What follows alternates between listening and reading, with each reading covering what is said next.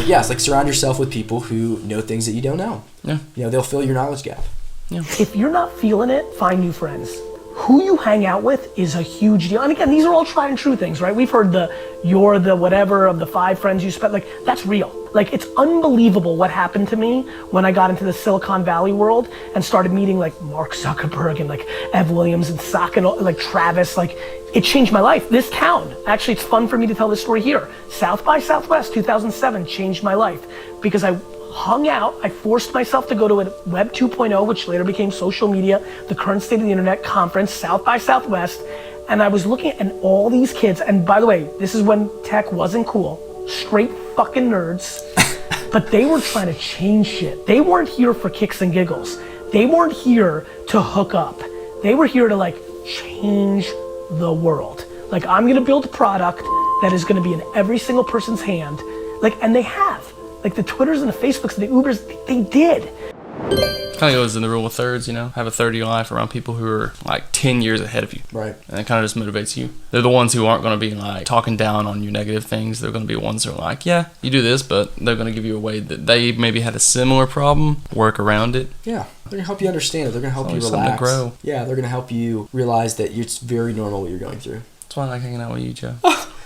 Thanks, buddy. Walk me into that. But yeah, you know, guys, surround yourself with cool people. You try to get away from relationships and friendships that drag you down, make you more tired, depressed, you know, who don't believe in you. If there's anyone you spend time with that doesn't believe in you, I really, really encourage you to get away from that friendship as much as you can and put as little of your mental energy into whatever they think is possible. Yeah. You know, and the Bible says, you know, like by your fruit, you can kind of tell where someone's heart's at, you know, that's what he talks about. So like just look at people's fruit in their life. People can talk a big game, but just see what direction they're going in, what the actual results are happening. If they don't have them, you know, I'm not sure their opinion may not matter as much, you know, in the grand scheme of things. I've seen it. There's like so many times where either myself or friends of mine, they're hanging around the same people they've grown up with. And it's like they just got such a connection with them and such history where they don't want to leave them. And they're like, I don't want to be rude. But sometimes you have to. And then sometimes you leaving that person or group of people to go do your own thing motivates them to do better themselves. They're like, you know what? I really wasn't good for you. And it made me realize like what I should have been doing. And then they got time to go work on themselves just as you are.